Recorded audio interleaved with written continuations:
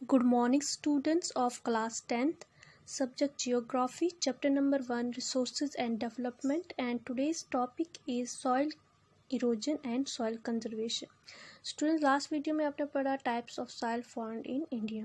आज जो हम यहाँ पर जो टॉपिक डिस्कस करेंगे वो एक प्रॉब्लम है, वो है सॉइल इरोजन की. सॉइल इरोजन आपने देखा भी होगा आप अपने आसपास, और आपने इसको ऑब्ज़र्व भी किया होगा कि सॉइल इरोजन क्या होता है. लास्ट जो क्लासेस है आपकी पिछली क्लासेस उनमें भी आपने सॉइल इरोजन के बारे में पढ़ा होगा. तो what is soil erosion? Loss of upper soil cover and its washing down is known as soil erosion. क्योंकि जो ये अपर लेयर होती है सॉइल की, जिसे हम सॉइल बोलते हैं, अपर लेयर जो लैंड की होती है जिसे हम सॉइल बोलते हैं, वो सबसे फर्टाइल होती है और इसी पर प्लांट्स की ग्रोथ होती है. तो इसका किसी वजह से लॉस हो जाना या वॉश अवे हो जाना, उसे सॉइल इरोजन कहते हैं. तो इसके लिए कौन जिम्मेवार है? जो लॉस होता है सॉइल का, फर्टाइल सॉइल का, इसकी डिग्रेडेशन होती है, इसके लिए कौन जिम्मेवार है? तो स्टूडेंट्स के लिए नेचर भी जिम्मेवार है और जो ह्यूमन एक्टिविटीज़ है वो भी जिम्मेवार. मगर जो नेचुरल काजेज़ है वो पहले से ही होती आ रही, तो वो इनबैलेंस में होती है.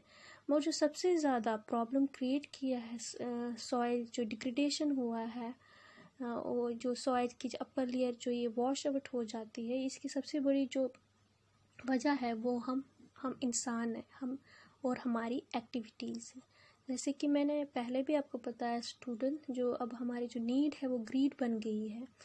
जैसे डिफॉरेस्टेशन अब हम बहुत ज़्यादा करते हैं, ओवर ग्रेजिंग एक ही जगह पर मवेशियों की, कंस्ट्रक्शन माइनिंग बहुत बड़े पैमाने पर हो रही है. इसकी वजह से जो हमारी ये सॉइल है ये इसका इरोजन हो जाता है और ये फिर एक बैड लैंड तैयार हो जाती है, यानी कि इस पे किसी भी प्लांट की ग्रोथ नहीं हो पाती. और जो हम प्लास्टिक वगैरह, कूड़ा करकट या इंडस्ट्री से निकलने वाला गंदा पानी, गंदा मटेरियल, वो जब जमा हो जाता है सॉइल पे तो वो सॉइल ख़राब हो जाती है. Running water cuts through the clayey soil and make deep channels and gullies. ये भी आपने देखा कि जब बारिश होती है तो कैसे डीप गलीज बन जाती है जहाँ पर प्लांट ग्रोथ नहीं होती है. The land become unfit for cultivation and it is known as bad land. तो इसके अलावा जो नेचुरल फोर्सेस स्टूडेंट्स, वो आपने देखा है, विंड है, रेन है, जिसकी वजह से सॉइल इरोजन होता है.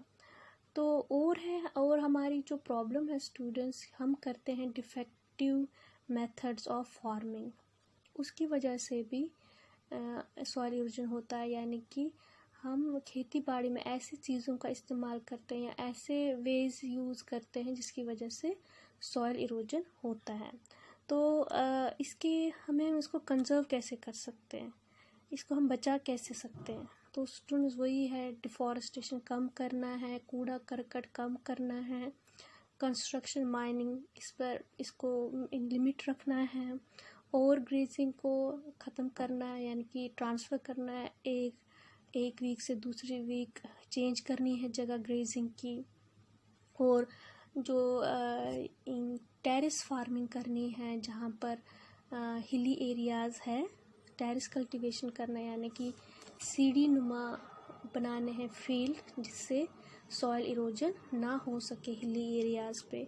और वही कि हमें ज़्यादा से ज़्यादा प्लांट्स लगाने हैं, वेजिटेशन लगानी है, जिससे सॉइल इरोजन रुक जाता है. क्योंकि जो प्लांट्स के जो रूट्स है वो मिट्टी को पकड़ के रखते हैं.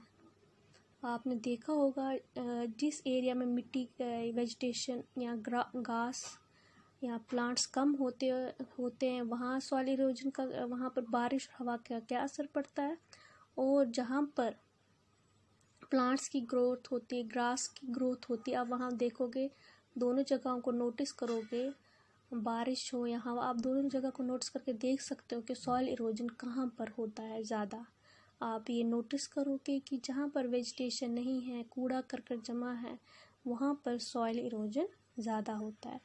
तो स्टूडेंट्स ये थे कि कंजर्वेशन हम सॉइल की कैसे करते हैं. वो ये भी हमारे पर ही डिपेंड है कि हम सॉइल को कंजर्व कैसे कर सकते, सॉइल की जो ये अपर लेयर होती है, फर्टाइल लेयर होती है, इसे हम कैसे बचा सकते हैं। तो स्टूडेंट्स, ये था आज ये जो आपका चैप्टर है ये आज कंप्लीट हो रहा है, रिसोर्सेज एंड डेवलपमेंट। इसमें आपने बेसिक 2 रिसोर्सेज के बारे में पढ़ा, नेचुरल रिसोर्सेज के बारे में पढ़ा, रिसोर्सेज के टाइप्स के बारे में पढ़ा। तो स्टूडेंट्स, ये था आज आपका topic, soil erosion and soil conservation. Thank you.